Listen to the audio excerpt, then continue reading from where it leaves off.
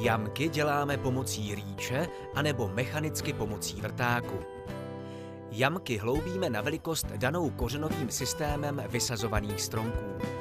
Kořeny musí být v jamce volně rozmístěny a nesmí být vlivem malých rozměrů jamky zmáčknuty nebo zkrouceny. Jamky hloubíme těsně před vysazováním stromků, především při jarní výsadbě kvůli vysušování zeminy. Ve většině případů však postačí šířka jamky 0,4 až 0,5 metrů a hloubka 0,4 metry. Poškozené části kořenů nebo velmi dlouhé, které by překážely při výsadbě, musíme odstřihnout pomocí zahradnických nůžek. Ruční sázení lze z části mechanizovat tím, že na hloubení jamek použijeme traktorové nebo motorové jamkovače. Ve větších podnicích se pro sázení využívají jednořádkové sázecí stroje. U tohoto způsobu se vytýčí pouze jeden řádek, značkovač vyznačuje další sousední řádek. Po mechanizované výsadbě je potřeba stromky ručně vyrovnat a upravit nahrnutím zeminy. Nejrozšířenějším pěstitelským tvarem intenzivních výsadeb jádrovin je různě vysoké štíhlé vřeteno. Pro výsadbu se využívá buď výpěstku typu knipboom nebo jednoletého štěpovance s předčasným obrostem. Cílem řezu je vytvarovat a udržet požadovaný tvar, zajistit vysokou a stabilní plodnost a vysokou kvalitu plodů. Vzrůstá požadavek na zjednodušení pravidel řezu tak, aby mohl být vykonán i méně kvalifikovanými sezónními pracovníky. Reakci na tento požadavek a na omezení užívání některých růst regulujících přípravků byl vývoj takzvaného řezu na klik. V nedávném období se velmi rozšířil například v Nizozemsku, Belgii, Polsku i v mnoha domácích podnicích.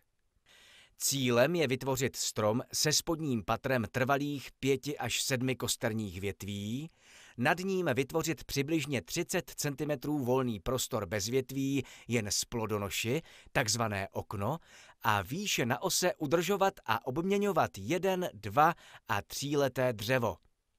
Tento řez spočívá v každoročním zkrácení prodlužujícího výhonu terminálu a kosterních větví na 2 až 3 pupeny a zpravidla přítomný konkurent je odstraňován.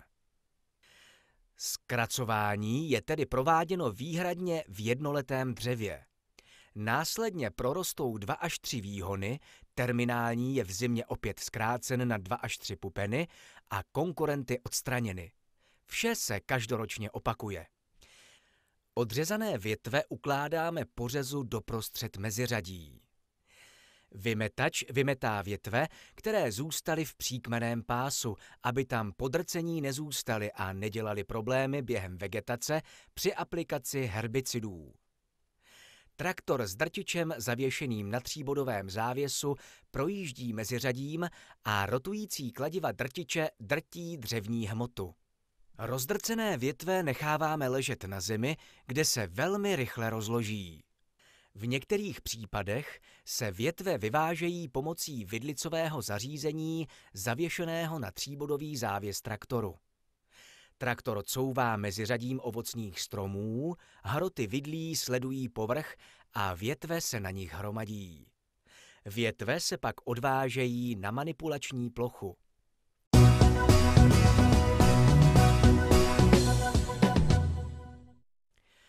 Při pěstování ovocných dřevin je pro pěstitele nejdůležitější dosažení požadovaného výnosu a kvality ovoce.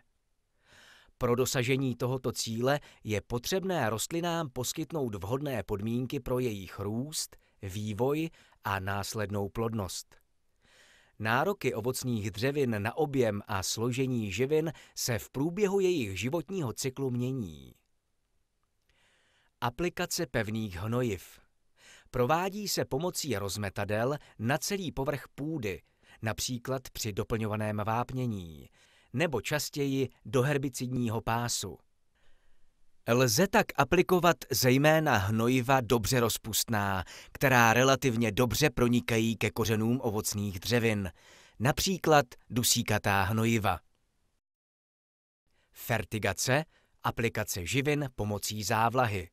Při dostatečné dávce vody se živiny dostanou hlouběji ke kořenům ovocných dřevin a jsou tak lépe a rychleji dostupné. Pro tuto techniku se používá k dávkování hnojiva dávkovací čerpadlo. Foliární aplikace. Aplikace živin postřikem na list. Rostliny jsou schopny přijímat živiny přes průduchy a částečně i přes kutikulu. Pro účinné využití listových hnojiv je potřeba dodržovat správnou koncentraci hnojiv, která by u stopových živin neměla být vyšší jak 0,1 až 0,5 % a pro aplikaci hlavních živin přibližně do 2 %.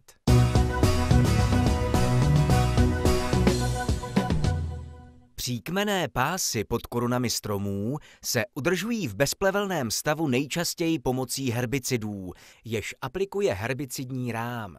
Zařízení pro aplikaci herbicidů je nesené na předním rámu traktoru. Pokud výkyvná ramena narazí například na kmen stromu, vychýlí se směrem dozadu a do původní polohy se vrátí pomocí pružiny. Nejčastěji se na každé straně ramen používají 1 nebo 2 trysky. Další možnost regulace plevelů je kultivace příkmenných pásů, která je používána především v ekologických výsadbách. Využívají se speciální stroje, které nesmí poškodit stromy. Půda by měla být celoplošně prokypřena do hloubky 3 až 5 cm. Při hlubším kypření dochází k poškození kořenů. Nejčastěji se při kultivaci používají plochý nůž s aktivním rotačním bubnem, diskové pracovní orgány a další.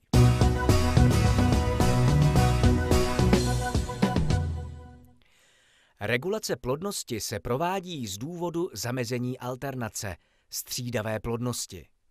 Základním prostředkem regulace nadměrné násady květů je řez. Další možností regulace plodnosti je chemická probírka květů, která se aplikuje v době kvetení s cílem poškodit květní orgány. Na stromě jsou květy v různé fázi vývoje. Nejdříve kvete centrální, královský květ a potom postranní. V zahraničí se nejčastěji využívá thiocíran amonný, popřípadě močoviny a podobně. Přípravek se aplikuje 1 až 3krát. K mechanické regulaci se používají různé řemenové stroje. Ruční probírka plodů je velmi pracná a nákladná operace, ale docílí se s ní optimálního počtu plodů, odstranění méně kvalitních plůdků a tak dále.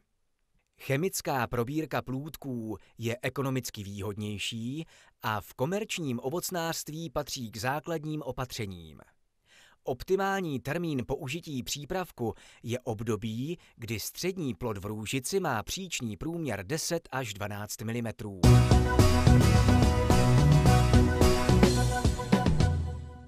Optimální sklizňové období je charakterizováno takovým stupněm zralosti, ve které sklizené plody nejlépe snášejí transport i skladování a současně dosahují nejlepší kvality v době konzumní zralosti. Většina ovoce se sklízí stále ručně. Před sklizní by měla být provedena instruktáž česačů, technika, kvalita a velikost jablek a podobně.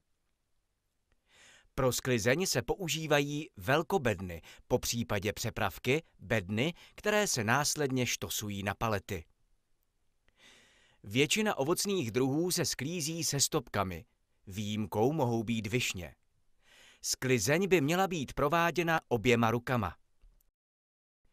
Velkoplodé ovoce se odděluje od plodonošů tak, že se plod uchopí celou dlaní a jedním prstem se tlačí na místo srůstu stopky s plodonošem. Přičemž se plod současně nadzvedne nahoru a mírně pootočí. Tak se zabraňuje vytržení nebo přetržení stopky, popřípadě stržení plodu společně s plodonošem. Plody se musí sklízet pečlivě a opatrně. Nejčastějšími poškozeními plodů jsou lehké otlaky způsobené buď silnějším stiskem plodů prsty nebo nešetrným ukládáním. Dalším častým zdrojem poškození je nešetrné vyprazdňování plodů z česacích nádob. U vyšších stromů musíme použít pro sklizeň kratší žebříky, štafle, kde musíme dbát na bezpečnost práce ve výškách. V moderních intenzivních výsadbách se používá mechanizace, sklízeče ovoce, sklízecí plošiny, usnadňující sklizeň. Samojízdné sklizňové plošiny jsou používány u pěstitelských systémů vyšších než 2,5 metru. Mezi nejznámější typy se řadí sklízecí plošiny Zukal nebo Plug-O-Truck. Princip obou strojů spočívá v transportu natrhaných plodů po dopravnících až do velkoobjemového obalu. Sklízecí plošiny Zukal sestávají ze 4 až 6 dopravníků, které obsluhuje 4 až 8 pracovníků.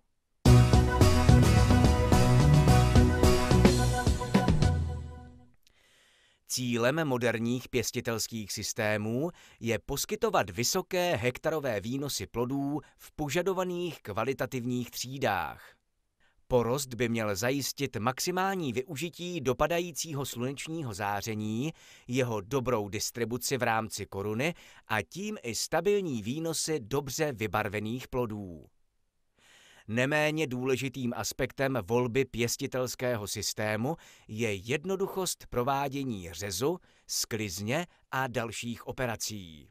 S cílem využití maximálního množství dopadajícího světla a zároveň zvyšování hektarových výnosů a díky mechanizací, která to umožňuje, dochází v posledních letech ke zvyšování konečné výšky porostů. Například u jabloní se počítá, že každých 10 cm výšky koruny navíc, nad 2 metry, je rovna zvýšení výnosu o 2 tuny na hektar.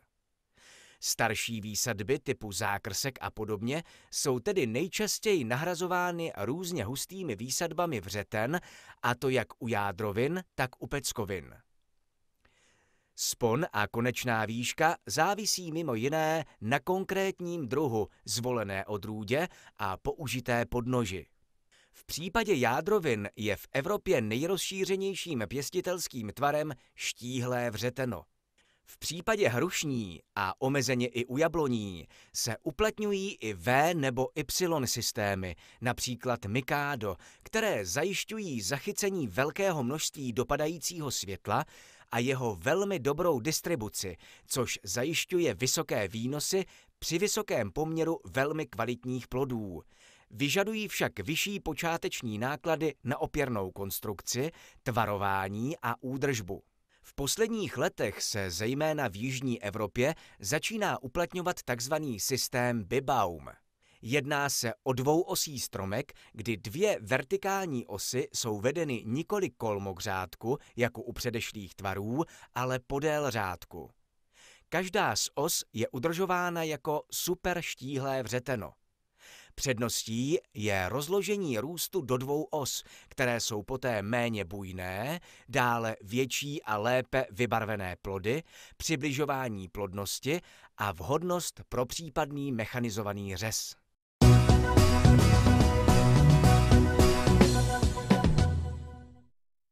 Přetříděné podnože, nakoupené v podnožových školkách, se odesílají do produkčních školek, kde se dále pěstují. V těchto podnicích se dále naškolkují, a to buď ručně, nebo pomocí stroje. Školkování strojem se provádí speciálním nebo upraveným školkařským strojem. Před výsadbou podnože se podnož musí upravit zkrácením kořenů a nadzemní části. Kořeny před vysazením namáčíme do vody s hydroabsorbentem, který zabezpečuje lepší újem a růst podnoží. Školkování provádíme na jaře. Na jaře pozemek upravíme a školkujeme hned, jak to počasí dovolí. Půda kolem podnoží se po naškolkování musí důkladně ušlápnout.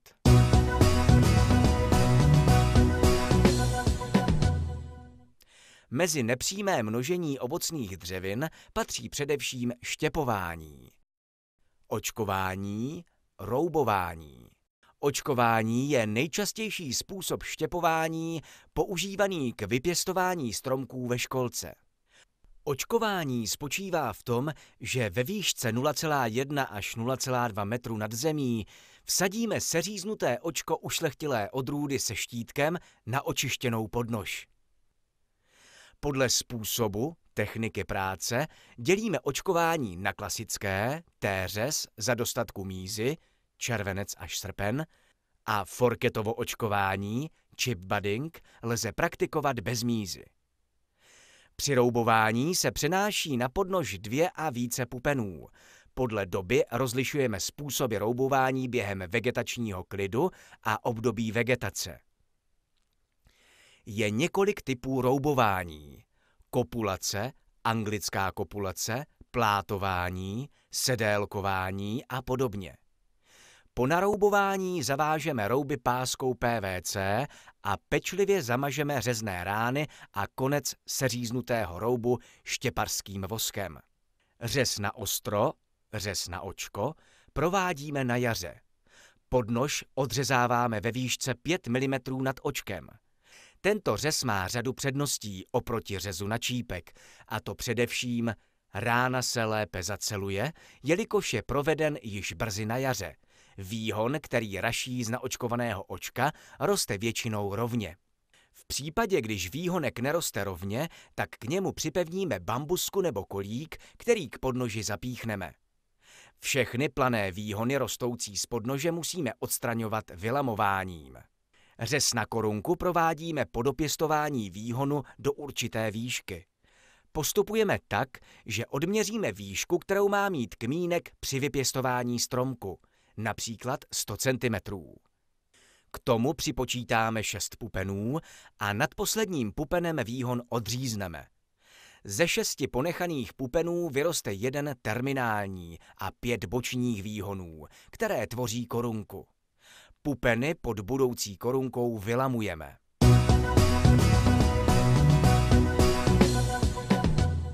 Během vegetační sezóny je nezbytné provádět různé agrotechnické zásahy.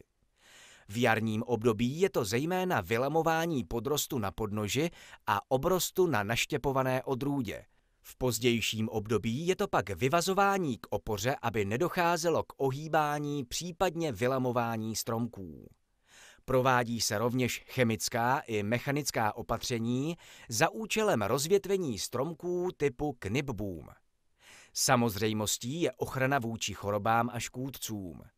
Běžně se provádí kultivace půdy jako opatření proti plevelům, která rovněž zlepšuje hospodaření s vodou.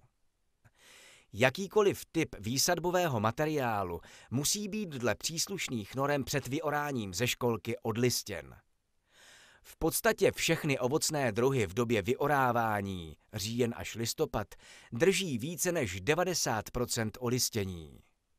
Je tedy nezbytné využít některou z odlisťovacích metod. Prozatím velmi rozšířené je ruční odlisťování, to je ale velmi časově náročné a neefektivní. Pro výrazné snížení náročnosti nebo úplné vyloučení ručního odlisťování se využívá chemický způsob. Po odlistění se musí první a poslední strom u jednotlivých odrůd označit jmenovkou a pak traktorem a vyorávacím pluhem podoráme stromky. Pracovníci musí kontrolovat hloubku podorávání, aby se stromky neponičily. Pak následuje oklepání kořenového systému od zeminy a třídění a svazkování stromků.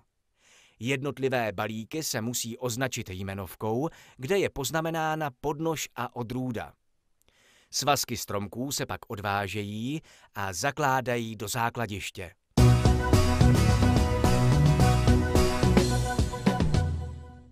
Přirozená trvanlivost ovoce je řadově několik dnů v závislosti na druhu ovoce a jeho odrůdy. Jablka a hrušky vydrží v běžných podmínkách déle než například jahody a třešně nebo drobné ovoce, ale i tak je jejich doba trvanlivosti příliš krátká. V první řadě je důležité plody sklidit ve správném termínu, v takzvané optimální sklizňové zralosti.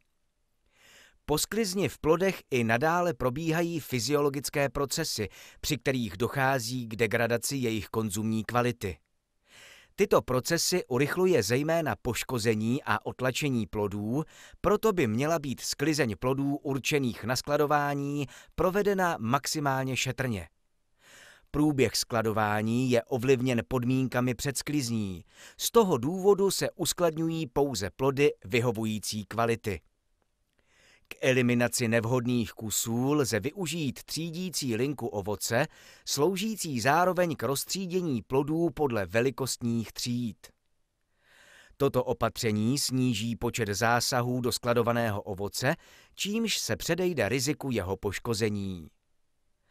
Při skladování je důležité co nejvíce snížit intenzitu procesů zrání v plodech. Ke zpomalení těchto dějů lze využít hlavně nízkých teplot. Z tohoto důvodu se využívají ke skladování chlazené sklady s kontrolovanou anebo s modifikovanou atmosférou. Vnitřní teplota chladírny je regulována automaticky výparníkovým chladícím zařízením. Při úpravě atmosféry dochází především ke snižování obsahu kyslíku v okolí uskladněných plodů. Důležitým bodem při skladování je také dodržení optimální vlhkosti vzduchu, která zabraňuje nadměrnému odpařování vody z plodů. Pro zachování vysoké kvality skladovaných plodů bychom měli znát nároky pro konkrétní druhy ovoce a přizpůsobit jim skladovací podmínky. Sklad ovoce je vybaven moderními technologiemi, které umožňují jeho provoz i bez přítomnosti člověka. Strojovna skladu ovoce je vybavena chladící jednotkou, absorbérem kyslíku a generátorem dusíku. Uloboxy, sloužící pro výzkum, mají samostatné ovládání s vlastním generátorem dusíku a chladící jednotkou. Při zahájení skladování se mimo jiné nastaví teplota na chladící jednotce a složení atmosféry v boxech pomocí řídící jednotky absorbéru kyslíku.